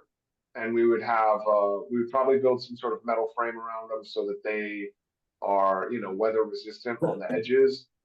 The kingpin would probably drop in and they would remain locked while the building was open or locked in place. They would remain open, locked in place while the building was being used. And then this set of doors that you see here would be on the interior because that wall's about 9 inches thick. So we'd be able to fit that inside there. Okay, I wasn't clear about that. So there might be a way that we could say that we're fine with the door, but encourage, I mean, if Fort Lowell hasn't had a formal review of this, I think it's fair for them to look at it and talk about it. Yeah, I wasn't arguing with that. I was just making it clear that they have not seen this more current version. That's all. But essentially, the rest of the presentation is as they viewed it, correct? Correct. Yes. Okay. Gary, this Terry, is, again, oh, just one go ahead, Joel. question. I apologize. Go ahead if you want. But let me Okay. ask about the flooring. Is that in our purview? I really, it's an informational question. I don't know. Is the interior of the house, the flooring in our purview of the review of our general review? Generally not. Generally, the interior is not under our purview unless there's certain special circumstances where, let's say, a landmark talks about the interior and the exterior, or a National Register nomination has, it's a very significant interior. I think that, I'm not crazy about the idea of putting tile in there as opposed to laying new concrete floors if they can't sanitize it after they remove, the feces. That's a nasty mess when that happens. Again, a relic of not ever having cared for the interior of the building. So, I think we can say, I don't really think it's within our purview, but I hope that they keep the concrete. And just to clarify that, I think that comment sort of came from, we had a note in our architectural set that kind of said, if the concrete's not salvageable, in lieu of this, use Del tile at this price range. So that we sort of had that in our CD set, and they kind of took that away and ran with it. Our initial goal is just to maintain that concrete floor that's in there, but if it's in such disrepair or doesn't come out well, we need an alternative to make it a nice, usable building. Do you have a suggestion as to how we solve that? I don't think we can comment on it personally. I don't know what you think, Jan and Andrew. Yeah, that was my question too on the purview of the interior. But I agree. I don't think it's in our purview on this. It is possible. And again, this is a decision we might make from a budget point of view. There's a third alternative, which I'll call the Rojo alternative without advertising for Rojo, but it's a essentially an acrylic topping that goes over concrete that sort of makes it feel like it's concrete again. In most cases, that's a good durable material, but I've seen it not be durable, and so it might be a maintenance issue, and so we'll have to weigh those. Our preference, frankly, would be to recognize that it's not in your purview and allow us to make a good decision moving forward based on budget, durability, and maintenance. If I may add, as the chair said, I think the exterior design review process is limited to the exterior. You have, plans review has looked at the interior only during nomination for historic landmark, and I think that has been limited to probably 1 or 2 cases. The But this is suggestion, not one of them. yes. Got it. So, Yeah, I mean, we typically would be responsible for the interior on either a building that's a historic landmark or in some cases individually listed. This is neither. That's what I said. So I think let's move on from that, so that we don't get lost in the weeds. Okay, Andrew, were you pursuing a motion? Weren't we gonna talk some more about? Oh, yeah, please, but let's throw some ideas out here. Let's move this along. Well, I guess I'll speak, unless Andrew wants to, I'll speak up. I'm comfortable with the door solution. Obviously, if it changed and, you know, they found that they had to cut in a different door, increase the height or make changes for code reasons, then we would want to see it again. But in terms of having an internal inset steel door, I'm comfortable with that concept, and I agree with Andrew in terms of comfort with the tile in this location. As a replacement, I think I still think to me it's appropriate for us to ask for the more comprehensive review. It would document the evolution of this structure, which looks like it's happened over time, and it may also raise the question of which of these walls that are interior were originally exterior walls. So that's probably my only item of concern to consider still including in our recommendation. So is that the kind of, is that the same type of motion we had before, or a different variety, a different version of that? I'd have to go look at that. Let's see. But that's me. I don't know what Andrew thinks, but. I agree with you. I could go either way on the comprehensive report like we did on the previous one, but if we want to include that just for consistency, that's fine. I think it would be helpful if there was like a interpretive plan, maybe something like on the wall inside, or a placard or something like that shows the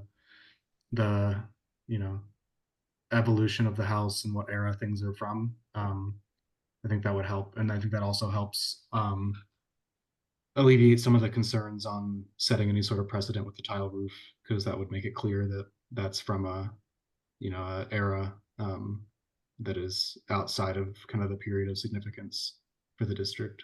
So I agree with you on both of those, Jen.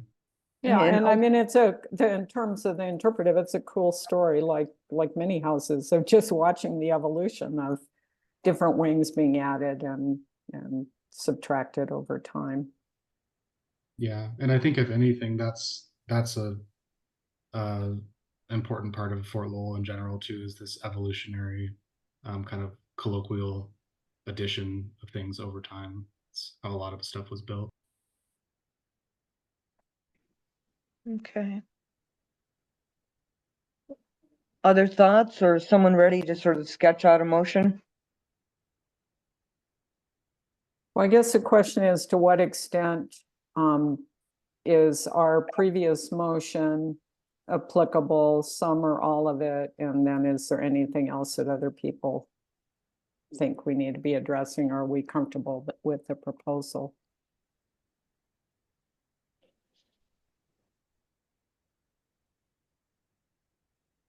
I'm comfortable with this, Joel, comfortable with the proposal that Fort Lowell's advisory board had, minus the, their tile roof comment. And the flooring comment. I mean, is that kind of the consensus we've come to, or? Yeah, I think so. So Yeah. if the door were to change, I mean, externally, we'd want to see it, but otherwise, the Right. front door. Right. So. And I'm sorry, I don't have the numbers and all that to make. And Andrew's much better at it anyway. I think Jan's better at it. Well, if we're I gonna think the include question that. is whether we've looked at the other motion and people are comfortable with that.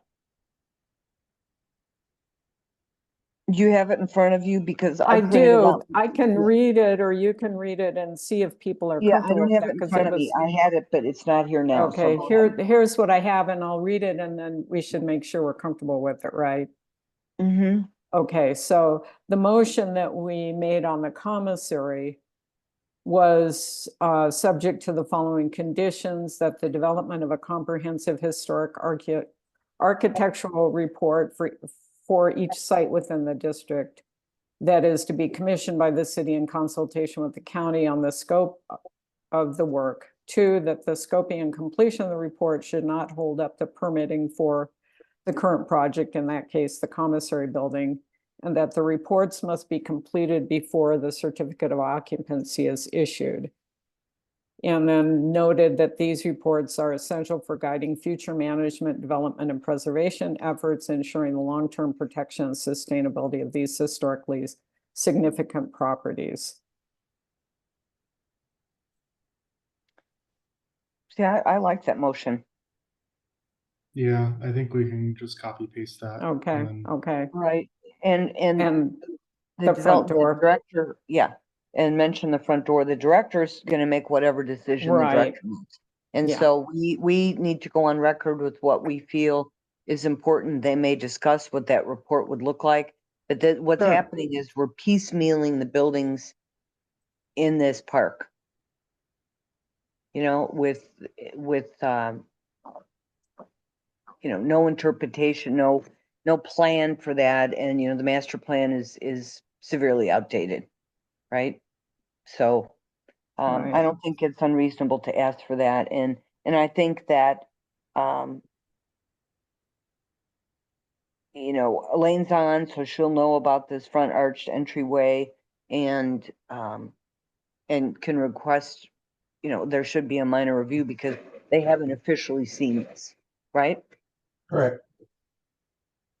And I think maybe we mentioned that if we have no issues with the proposal, but we might ask that we see it again if there's any change to what is proposed, Sure. and that Fort Lowell get to see it, something like that, so that we're not trying to co-opt what they're saying. They get their own view of it. Sure. Yeah. Okay. So are we good? I'm good. Yep. Mhm. Are you gonna add the interpretive portion too? Oh, that's, yeah. I had that scribbled somewhere, but. Yeah, I like that too. Mhm.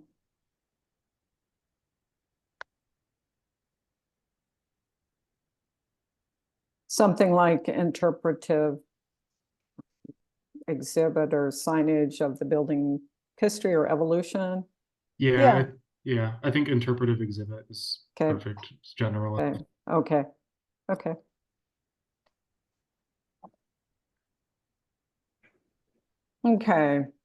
Let's see all my pieces here. In the matter of SD-0824-00072, CIP-0324-00003 at 5531 East Fort Lowell Road, the rehabilitation of the Donaldson House. Full review, Fort Lowell Historic Preservation Zone. We're reviewing this as a contributing resource subject to rehabilitation standards. Plans review subcommittee recommends approval as presented, subject to the following conditions. That the front door be sent back to Fort Lowell Historic Zone Advisory Board for minor review, that any changes to the front door as presented to PRS be brought back to this body, then an interpretive exhibit be prepared, and that the development of a comprehensive historic architectural report for each site within the Fort Lowell district that is to be commissioned. We recommend that it be commissioned by the city in consultation with the county on the scope of the work. 2, that the scoping and completion of the report should not hold up the permitting for the current project for the Donaldson House. And 3, that the reports must be completed before the certificate of occupancy is issued. And then we note that these reports are essential for guiding future management, development, and preservation efforts, ensuring the long-term protection and sustainability of these historically significant properties. Could we also add that the city needs to resolve the issue of the contributing nature of this property and get it updated in the records? I agree, yeah. Okay, is that Just okay to add add that this as an before the amendment? second? Yeah. Yeah, we haven't seconded it, so we could add that in there. Yeah, And are you gonna mention the tile roof? I think since we're comfortable with it as presented, I was gonna be silent on that, but I get you. Yeah, thanks. Okay. Yeah, I think so, yeah. Okay, who is seconding? I'll second. Okay, is there discussion?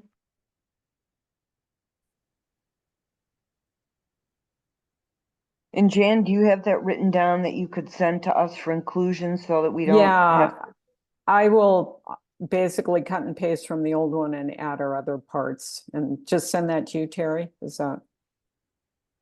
Yeah, and I'll take a look, but the problem, we haven't voted yet, but the problem is that I don't know if we're getting a transcript of this or not.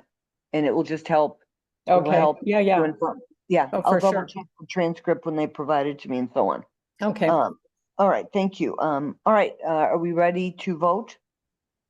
Yep. Okay, Terry votes aye, Jan, I, Joel, I, and Andrew. Aye. Okay, thank you very much. So just a question, Jan, did you mean to say that they should go back to Fort Law for the front door? It should return to Fort Law for review, or you specifically want a minor review? Minor review. you know, I said minor review. I mean, it's an internal, I don't know. I don't want to, I think our intent was not, I would have been silent on it because it was a Fort Lowell thing, but it was suggested we put it in the motion. I think So- it's a minor review, correct? Okay. And that's what Does I that- said, I believe. And then if Fort Lowell really wants to have a full review, then they can request that, right, Michael? Yeah, that's what the subcommittee was, yes, we can do that. Yeah. Okay, so it's passed 4-0, and that is, thanks everyone for your input and discussion on this case. Thank you all. Appreciate it. Thank you. Did we actually vote? Thanks. Yeah, we did. I just called. Okay, good. I thought we got interrupted again. Okay, thanks. No, okay. All righty, so we're moving on to case 3D, which we're going to breeze through. And the case is CIP 0824-00029 at 325 West 2nd Street. It's Dunbar Coalition Phase 2, exterior abatement work, stucco options for resolving lead paint contamination. This is a courtesy review. It's the John Spring National Historic District individually listed property, and we use the rehabilitation standards. Michael, do you want to give us background on this? Yes, Madam Chair, as you know, this is a county project. It's coming to you for a courtesy review. It's a multi-phase project. They were before you the last time for a courtesy review for the roof. And they're coming again today just for the stucco to get your opinion on the various options that the they are proposing, because that property, that building has lead infection, asbestos, and so they want to do some remediation activity. So they have three options that they are coming to you to sound your opinion on that. That is my understanding of the project. Unless there's specific process question that subcommittee has for me, other than that, I will turn it over to whoever. Charles, To me, are you doing this? Charles. Okay, and Charles, I know that Michael talked to you. Please be very brief and just focus on this issue. Because we added this because you were very anxious for it to be added. Yes, and I truly appreciate that. This whole snarl on this project has taken conservative, just a number of issues have pushed this project back, not specifically this one issue. So I really appreciate the help on this. Can I be made a Yeah, go for it. Okay, great. So I'll dive right in. I think we are familiar with the overall property here of the pavilion building and the school building. Today we are talking exclusively about the pavilion building here. And as a reminder, I believe the specific reason that we are here is that the county holds a preservation easement, conservation easement on the facade and requires interface with the commission and then ultimately SHPO. So I'll actually just jump ahead here to some of the images. So the building that we're talking about here is the Dunbar Pavilion building, which is covered in a 3-coat stucco system. And as part of a unassociated HUD project to do interior work within this building, we were coordinating with AZDEQ, and they found money to do to abate lead and asbestos in the building. And it was found that the majority of the exterior stucco contains lead. And so what we're looking at here is the north facade, and this is entirely lead contaminated. The south facade portion that is stucco, the building, if you look here, only sort of the red areas here are stucco that has lead contamination, and then only this little piece right here is also stucco, but that does not contain lead. So it's not part of the purview of this, and that would be this space right here. And then so this is sort of a zoom in on sort of the multiple layers of the facade of the building here on the north side. And then also, of course, the primary street frontage, the west side of the building here, also all contaminated. And so we are proposing 3 potential options, and that's sort of what I come here for, apparently, because that we've been under time pressure on each of the projects I've recently presented, but I'll quickly run through those options. And this is not in order of preference. And so option number 1, which is an approved way to manage this lead contamination, would be to encase the stucco with an additional layer of stucco. And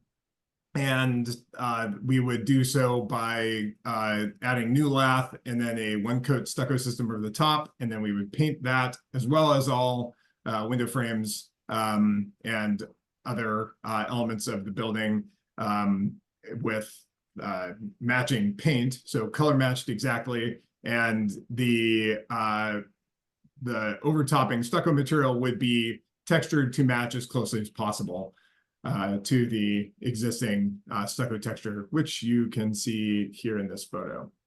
So that's option number 1. Option number 2, which is the preferred option, and I believe the option is most likely to occur, is the removal and replacement of all of this stucco. And so that would be to carefully remove all of the impacted stucco and to replace it in kind with a 3-coat stucco system that would be textured. And I believe we would probably be able to get a better match on that 3-coat system just by virtue of the configuration of that system.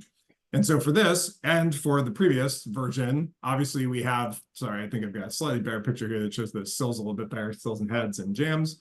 The stucco is generally wrapping right up to the window and or connecting to sill material. And so in all of those cases, we will be replicating the details exactly where we interface with window systems and other aspects of the building, such as where we abut brick. And so the intent of that option is to go back exactly as it is seen here. The advantage of this option, I think, is that we're going to be able to address some of the cracking that we're seeing in a fair amount of the building. So at that corner, and then also there's some cracking here, and we've made structural repairs, but haven't necessarily done all of the repairs yet. Okay, so very quickly. Item number 3 is to encapsulate the stucco with a spray or rolled on encapsulant, which is thicker and goopier than a normal paint. And this is sort of not preferred by anyone. I think that thinking of the long-term vision for this property is for it to maintain in use for many decades to come. And this is a product that would need to be reapplied at least after 20 years.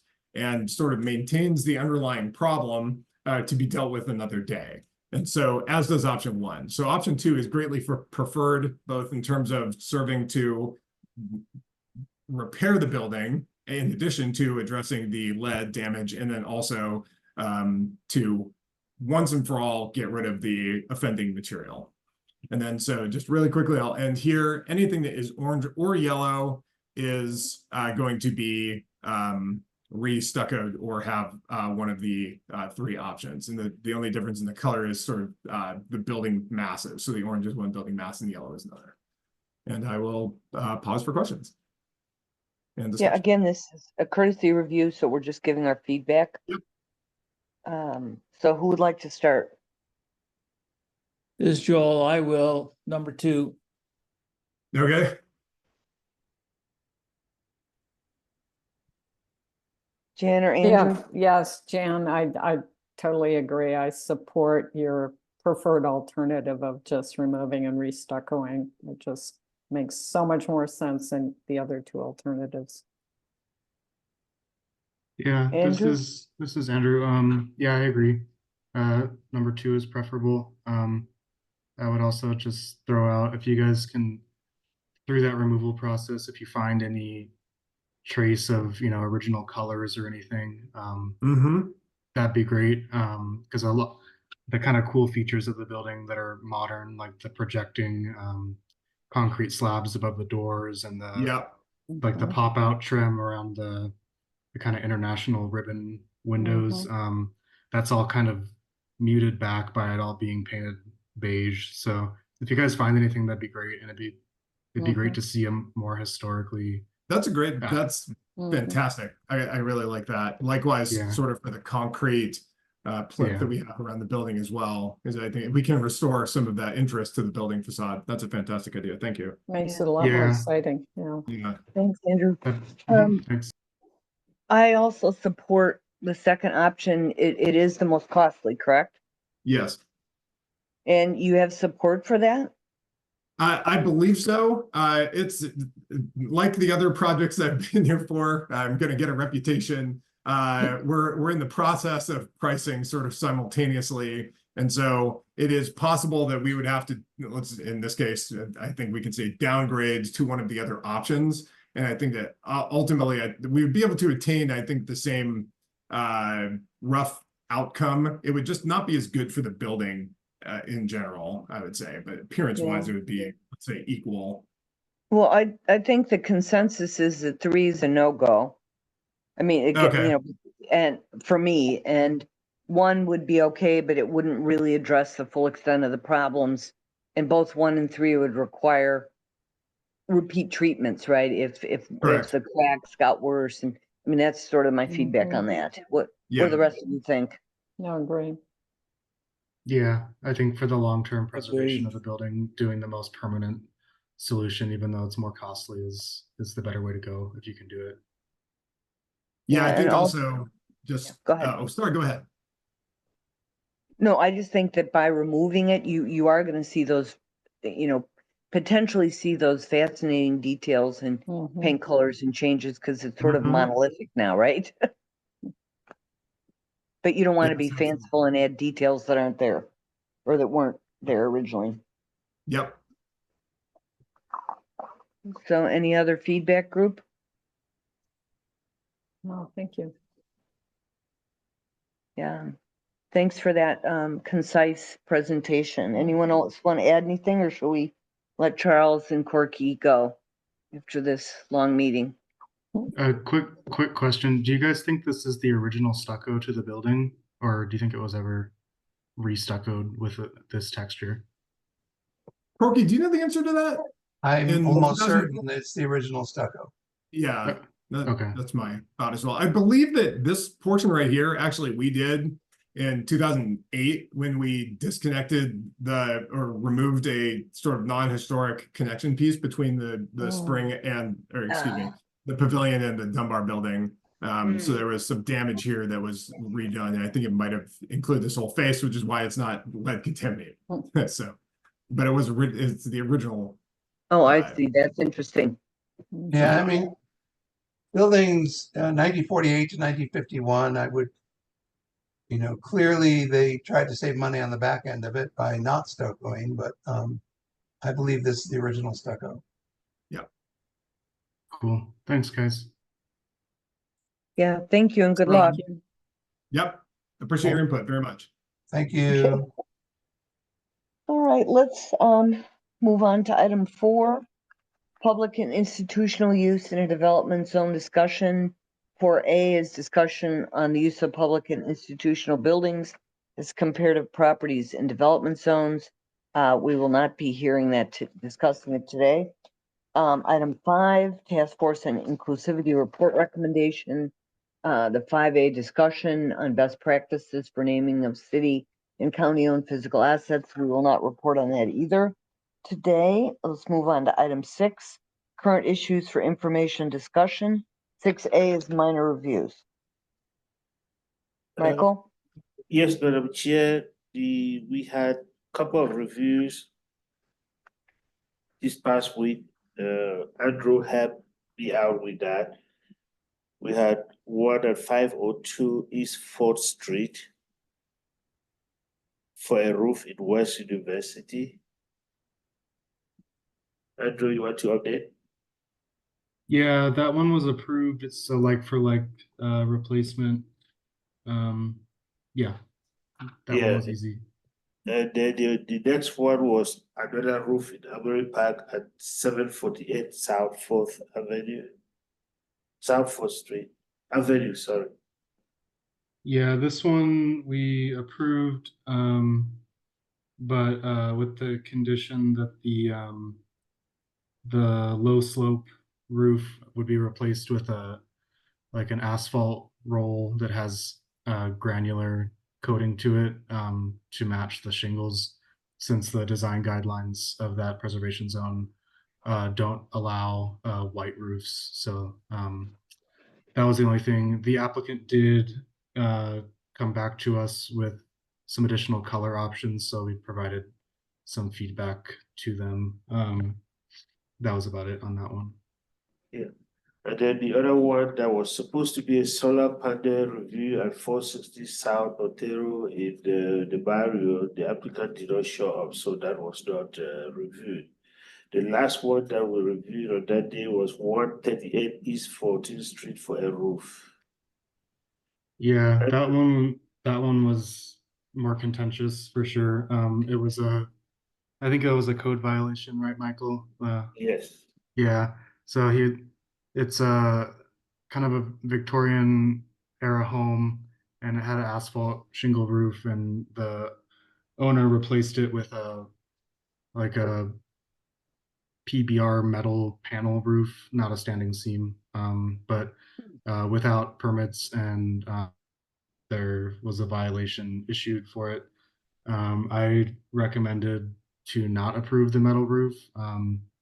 There are examples of metal roofs in the development zone, but the that specific house has what's called a bell cast roof, and it's listed on the inventory form as a character defining feature, and all that pretty much means is it's a normal gable hip roof, but the eaves are curved at the ends, and so the rigidness of those metal panels didn't allow them to follow the curvature of that, and it was kind of muddling that key feature of the building. So I didn't think they were appropriate. At least those specific rigid metal panels, I didn't think were appropriate for that geometry of the roof.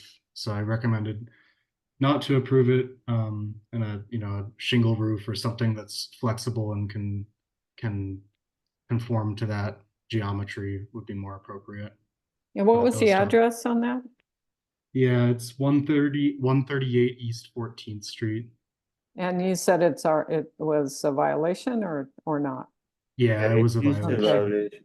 Okay, Violation because the replacement was done without any Right. review. Yeah. got it. After the review, Andrew, the chair of Emery Park, John Berg, got back to me, apologized that he could not make the review, but he said that he is comfortable with what the person is doing. So according to him, his recommendation will be approval of the roof as is being done. I have not yet discussed that with my director, so I don't know what decision the director is going to make. Since PRS is not recommending approval, every part is recommending approval, so the director will make a decision on that one. Okay, yeah. So fair enough. Michael, you're saying the John Burr said that Armory He Park recommended approval. approval of what Andrew said, or of keeping the metal roof? No, keeping the metal roof. Oh, okay. All right. Did they just conduct that review on their own, or did they meet with the applicant, Michael? No, I don't know. I sent the plans to you just like I sent to him. He was not at the review with us, and the director may direct me to schedule the review where both of you are together so that they can be mutual understanding. That's what I think would likely happen. Okay. So be rescheduled? Yes. Okay. Okay. I've not discussed with the director yet, but I will get more instructions on that. It's not very often that we get conflicting recommendations. So directors, they typically don't like that because you put them on the hot spot. So Yeah. I'll see what happens. Yeah, and I think that's probably just a matter of us, reviewing it independently and not all at once. So yeah, we might have to reschedule it for every party to be available so that we can both talk about it. I have some other new ones coming up though, which I would like somebody to help me out with those. I have 846 South 2nd Avenue in Emery Park for a solar panel. I have 717 North 7th Avenue for a stucco in West University. And I have 72 East Congress in downtown, which is the Indian Trading Post. So I have those three minor reviewed, there are a couple of signs, or 3 signs reviewed that are also pending, but I have not yet worked on those, so I'm not listing them right now. But these 3, probably if I have volunteers for them, I can do them sometime inside next week. I know Joe had offered that whenever I have this, he could help, particularly with those who West University.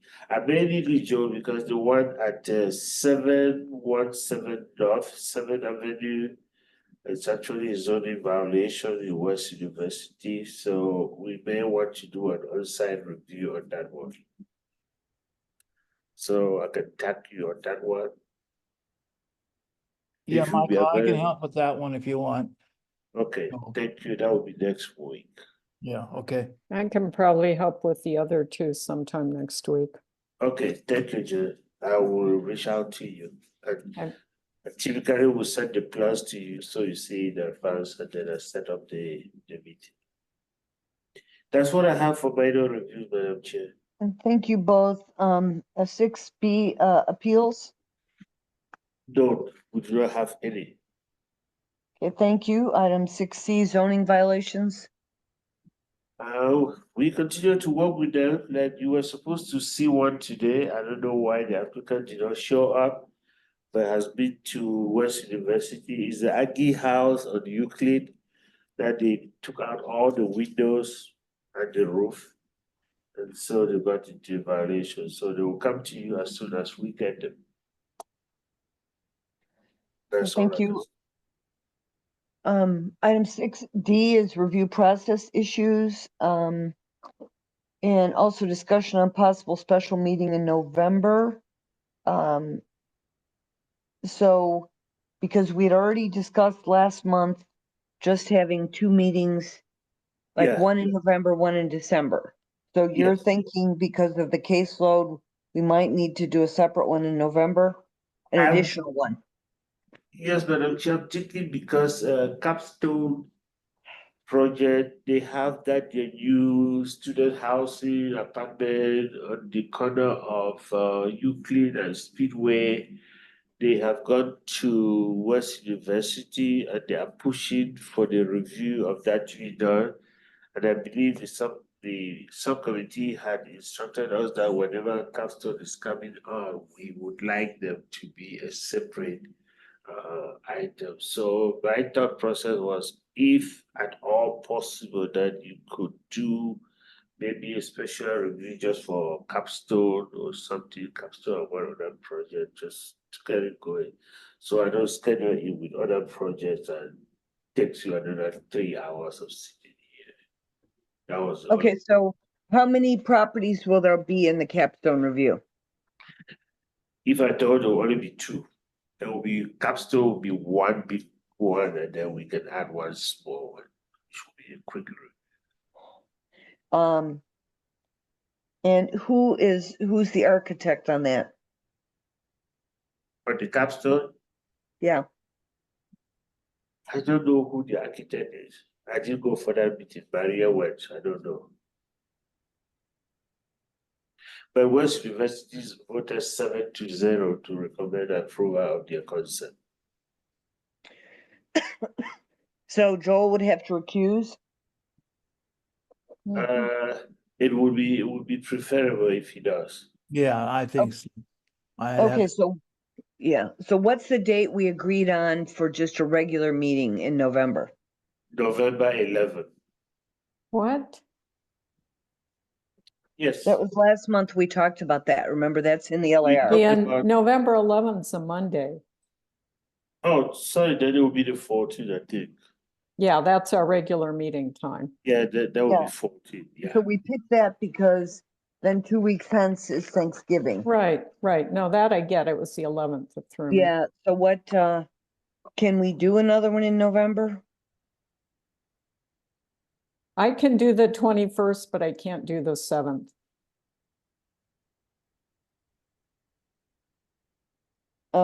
If we're looking at Thursdays. No, we can, for special meeting, remember the last month we had done a meeting on a Tuesday. So Yeah. it doesn't have to be a regular meeting day. You can pick any day during the week that is more convenient for you. We can work something out. And if it is not possible, it's fine. We'll just suggest it. But what are some other thoughts? I mean, Andrew, what about you?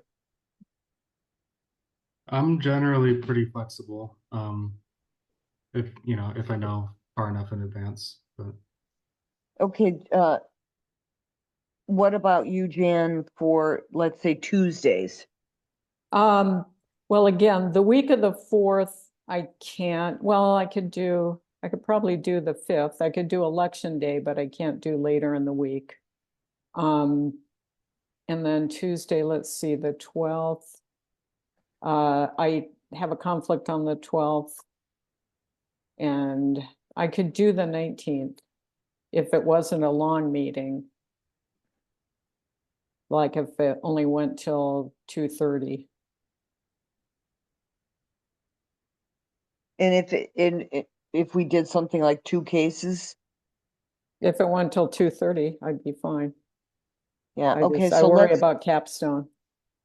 21st, I could do whatever, which is the other Thursday.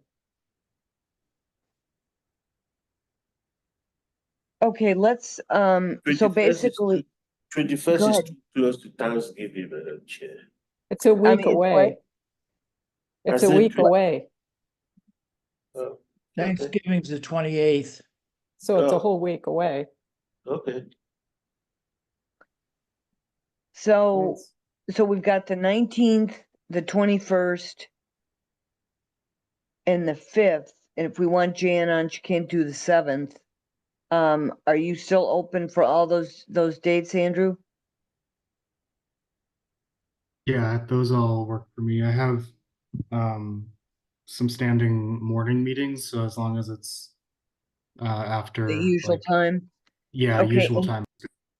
Yeah, and if they're both capstone, then Joel would not have to be there, so we definitely need minimally 3 of us. So, I think, Michael, I think you should send out an email to the whole group, including Ricky, saying that we've agreed on 1 meeting in November, 1 in December, but we're talking about adding either the 19th, the 21st, or the 5th, so we can get it locked in. I've got some stuff that's like up and down. I'm not sure about, I may have to travel on one of those days, but I can maybe switch to the day before. Okay. Actually, the 19th would be tough for me. And no, wait, to the 21st, I have a tribal meeting, so send them so we can all look at them and see what we could do. And are these are basically for, these houses have been moved and this is sort of No, to, No, this is a vacant lot now. It's a new big student housing complex that is being proposed. All the movement of the houses is complete and is done. So okay, this, so this is the big building that they're Yes. putting on the corner of Euclid and Speedway. It's an Yes. update, and we haven't we reviewed that several times, or we haven't done the formal review? no, we have not. Oh. So it's just one case then? Well, it's the pleasure is yours. If you want us to just do the capstone one case, I can do that. Well, I think we need Well, to see the plans to see how extensive this is. Okay, I can send the plans to you, and then maybe the plans will help us decide. I'll be able to send the plans out to you. So you can look at the plan, tell me whether we should just do it like one case or add another case on it. Michael, although I have to recuse myself, isn't there an issue also of taking down an auxiliary room of one of the houses that remains? I don't know. That's Oh, not my yeah. understanding. Didn't we already do that? Yeah, we already did all that. This one is just about the new construction. Okay, it's the new construction, so that's good, okay. So, and see what Ricky says, and then we've also got these people that didn't show up today. Yeah. So, but, are there other review process issues that people want to talk about, or should we? I just No? want to thank Michael for sending us the background information that he sent us today, both sending us the Donaldson stuff and having all the notes from the zoning advisory boards. It's just really helpful to have the record there for us. Yeah, and I went through all, I printed those out, and I had asked him about that other motion because I had everything clipped together from the commissary review, but not, I had to go back and get that LAR or something to see what we said. And then I the would other thing, go ahead. just the historic preservation officer position has been posted. I think it Mhm. was posted a 2 days ago. So I'm hoping Yeah, that the will get, commissioner's got a notice on that. okay. but thank you for mentioning it, and that was good.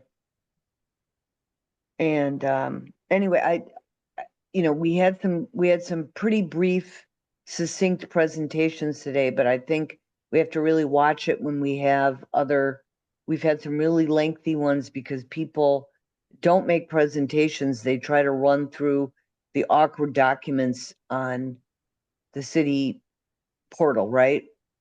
Do other Yeah. people feel that way?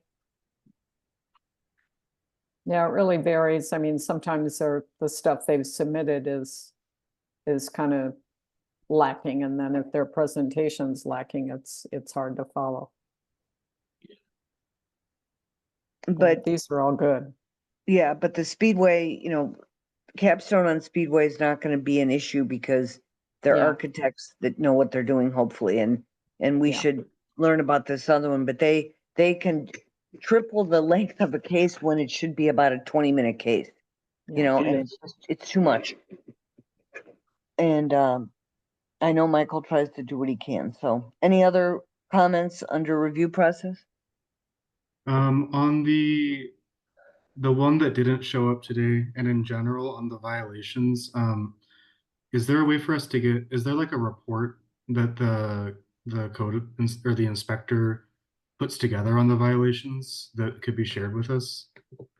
Well, typically, all they do is they just go there, or somebody reports, they go there and say, oh, you remove all these windows without going through the history review process.